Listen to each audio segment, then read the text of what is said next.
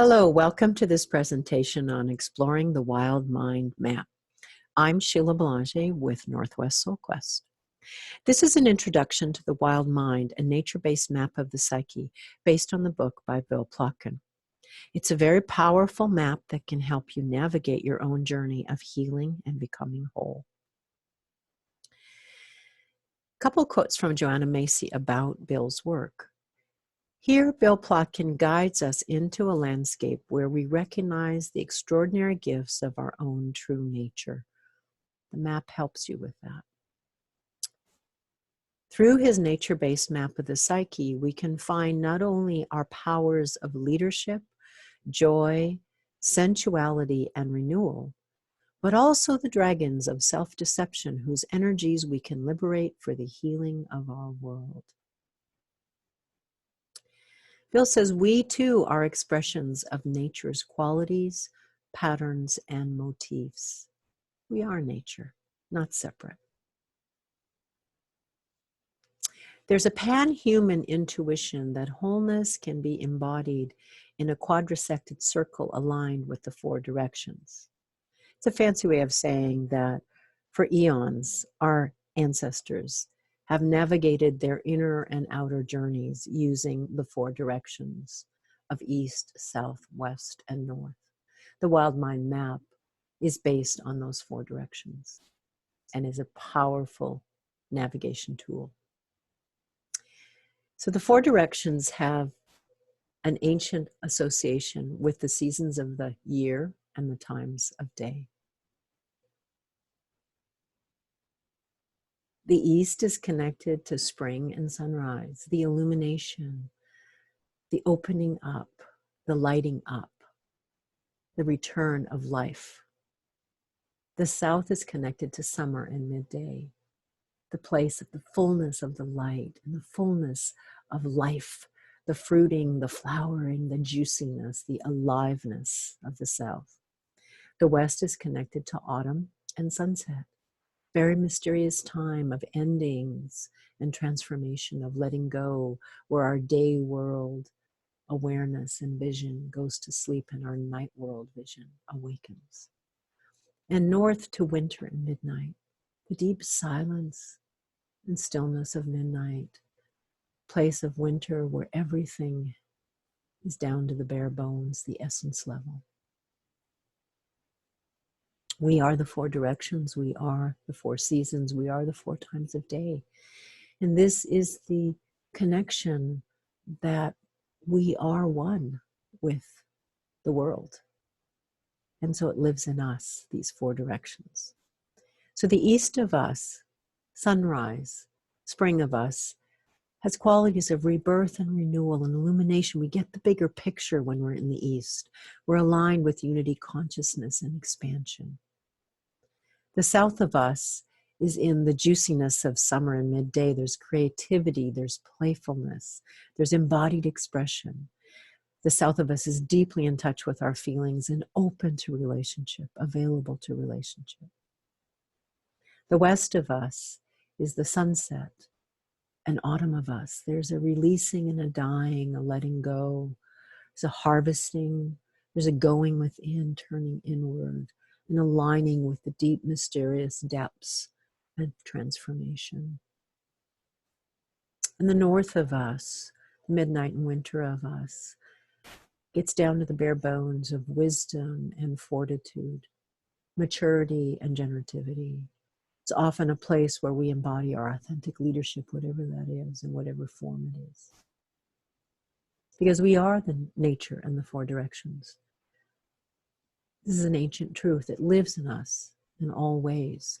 And the Wild Mind map uses the four directions as a navigational tool to understand the four key facets of wholeness in us and the four key aspects of fragmentation or pain that's in us. Conventional Western psychology has focused on pathology rather than possibilities and participation. It's often the challenge with Western psychology. What's wrong? There's always a quality of something's not working, let's fix it. That's not to be simplistic. There's many nuances to Western psychology, but essentially there is a pathological orientation. The Wild Mind Map says, what if we don't look at what's not working and focus on that? We acknowledge it, but instead, we look at the innate psychological resources in any individual. This is focusing on wholeness. So here's the 4 facets of wholeness in the Wild Mind Map. The north is called the generative and nurturing adult. Remember, this is that place of fortitude and strength. The east is called the sage innocent, the sunrise, big picture part of ourselves.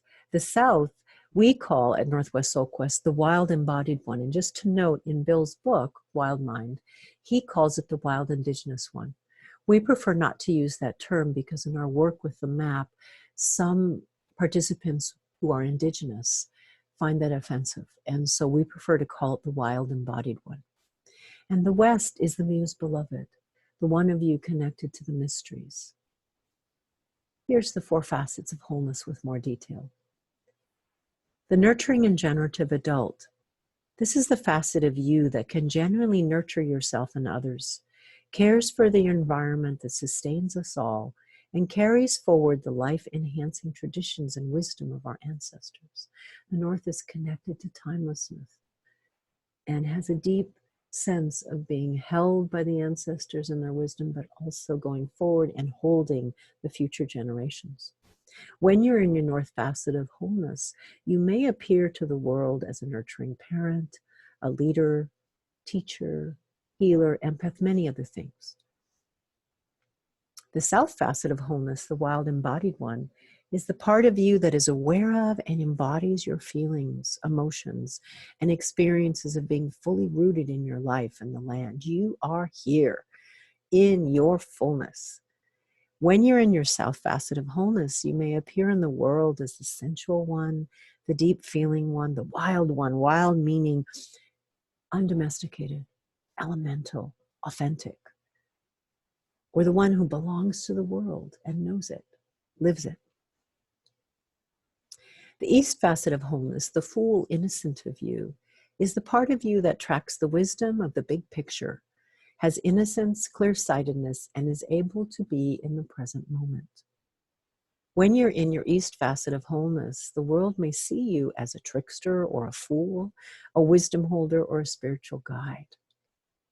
You're keeping that illumination, that enlightenment quality to your being.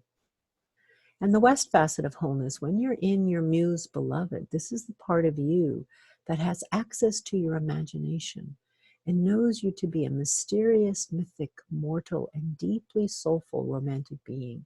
This one of you hungers for the depths and transformation and is quite mysterious. When you're in your muse beloved, the world may see you as a wanderer, a magician, a soul guide, anima animus, or creative muse. Anima animus are terms from depth psychology, generally connected to what's often called the inner feminine or the inner masculine. And if you want to be less gender specific, it could be the one of you who's deeply magnetic, the inner magnetic, or deeply dynamic, the inner dynamic. And it has to do very much, the muse beloved, with the inner beloved of you, where you are being courted by the mysteries of your soul. That's the West facet of wholeness. So these 4 facets of wholeness exist in all of us, and we can cultivate them. We can come from that place as an act of courage and strength. And equally, we have other parts of ourselves too. The 4 fragmented ones are also universal. And as I speak about them and remind you of them from the Wild Mind book, recognize we carry them all. And it's not about making them wrong. It's acknowledging that this too lives in us. And it's important, if we can, to stay aware and not get held hostage by these ones. So the fragmented ones, or often called the subpersonalities, are the wounded and sometimes hidden fragments of our human psyche. They form in childhood with the enduring purpose of protecting us from physical, psychological, and social harm. They are the source or instigators of our psychological symptoms and illnesses. And again, we all have fragmented ones. We all have places of suffering and wounding. So here's a map, the Wild Mind Maps version of the fragmented ones. The north is called the loyal soldier or lion tamer, and it is this one that wants to always limit us. The east, the addict or escapist, is the one trying to check out and disappear. The south, the wounded children, are the ones of us in deep pain and suffering and lots of internal distress. And the west, the shadow and shadow selves, are the parts of us that our conscious self, our ego identity, does not want to acknowledge. Now, the north fragmented one, the loyal soldier, lion tamer, you can also call it the inner critic. This one tries to keep us safe by inciting us to act small, either beneath our potential or one-dimensionally, in order to secure a place of belonging in the world. This one is always trying to limit us, make us invisible, because it's terrified that we're going to get kicked out. Its roots are in childhood. So it says, if I keep us shutting up and small and safe and invisible, I won't get hurt. It's a very, very frustrating part of ourselves when we're held hostage by it. When we are in our north fragmented one, we may appear in the world as a rescuer, a codependent, an enabler, a tyrant, a dictator, somebody who's criticizing everyone else. It happens. This is a part of all of us. The south fragmented one, the wounded children, they try to get us safe by attempting to get our basic needs met using the immature, emotion-fueled strategies available to them. When we're caught in one or more of our wounded children selves, we may appear as a victim, a conformist or pleaser trying to get along, make sure we fit, everything's okay so we don't get kicked out. A rebel, because we're pissed off and angry that we're not being acknowledged as who we really are. An entitled one, a princess or prince, because we expect the world to take care of us. Or even an orphan. Again, these are universal parts of human nature, and we all have them to some degree. The east fragmented one, the addict or escapist, they try to keep us safe through evasion, rising above traumatic emotions and circumstances, and sidestepping distressing challenges and responsibilities. When we're caught in our addict or escapist, we may appear in the world as literally an addict, whether it's substance abuse or process addiction, a bliss head, just checked out, just ungrounded. One caught in spiritual bypass. This is when we are in this, oh, everything's okay, everything's cool, nothing's a problem, there's nothing else going on, everything will be just fine, when it actually won't. It's really a denial part of ourselves. Or what's often called the puer or puella, again, terms from depth psychology, the perpetual boy-girl, the one of us who refuses to grow up and take responsibility. This is a common one. We all have some version of this fragmented one. And then finally, the west fragmented one, the shadow or shadow selves, they try to keep us safe through the repression, making unconscious of our characteristics and desires that are unacceptable or unconceivable to our ego. At Northwest Soul Quest, we call this one the not me part of ourselves. Parts of ourselves that are present, but we're in denial, and we insist that it's not us. When we're caught in our shadow selves, we may appear in the world as a hero or heroine, larger than life, some part of us the world just can't imagine. Here we are, or a monster or a demon, or a carrier of projections and transferences. Those are terms from psychology. Projection, a common example is part of you might be very angry and you're denying it. And so you project it out onto someone else and say, oh, you're so angry, when you're not really looking at your own inner anger. Transference has to do with when you have unfinished business with someone in your past and a person in your current life reminds you of that person from the past. And so you project your unfinished business on the person from the past into the current relationship. A common one is with a parent or a former partner or a sibling. Oh, you're just like my sister.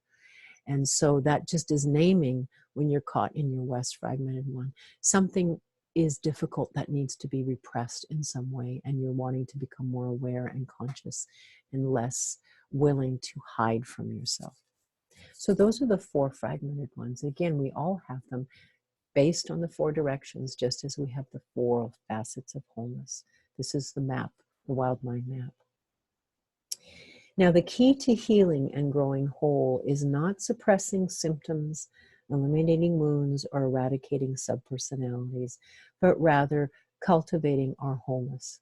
This is where the Wild Mind Map is an invaluable tool for self-growth and understanding. Is if you, in reviewing these 4 facets of wholeness and 4 fragmented ones, you go, oh yeah, I get it. It's a way of acknowledging and calling out it's in all of us. And if you can, try to stay aware that your fragmented ones haven't got you held hostage. That you're coming more from your place of wholeness rather than from woundedness. And it will happen. It happens to all of us. The map is helpful as a tool for navigating the inner territories. So you could cultivate healing and access more of your wholeness through Wild Mind practices. And you can access the practices in several ways. One, if you don't already have the Wild Mind book, you might want to get it. And second, there's a website for the book called Wild Mind Book, www.wildmindbook.com. Very invaluable website that gives background on the book.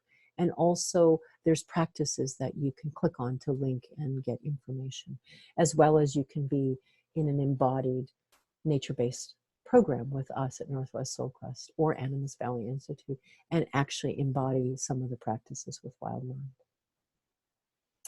Now, your journey to healing and growing whole matters a lot.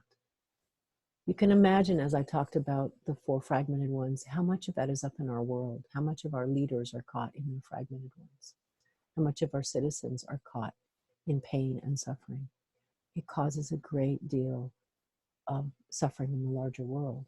And the more each of us can grow into our wholeness and come from that place of wholeness, the more we can contribute to the world that needs us deeply to be in our wholeness and generativity right now. Because we must dare again to dream the impossible and to romance the world, to feel and honor our kinship with all species and habitats, to embrace the troubling wisdom of paradox, and to shape ourselves into visionaries with the artistry to revitalize our enchanted and endangered world. That's a really good reason to cultivate your wholeness and do your healing work. Here's a poem from Donna Markova that honors this journey of healing and holding. I will not die an unlived life. I will not live in fear of falling or catching fire. I choose to inhabit my days, to allow my living to open me, to make me less afraid, more accessible, to loosen my heart until it becomes a wing, a torch, a promise. I choose to risk my significance, to live so that which came to me as seed goes to the next as blossom, and that which came to me as blossom goes on as fruit. Choose to be one who is generative and whole to whatever degree you can. So thank you for exploring the Wild Mind Map in this Northwest Soul Quest presentation. You can come explore more nature-based soul discovery experiences with us, join our mailing list, or come into one of our programs. Website www.nwsoulquest.co. Bless your journey.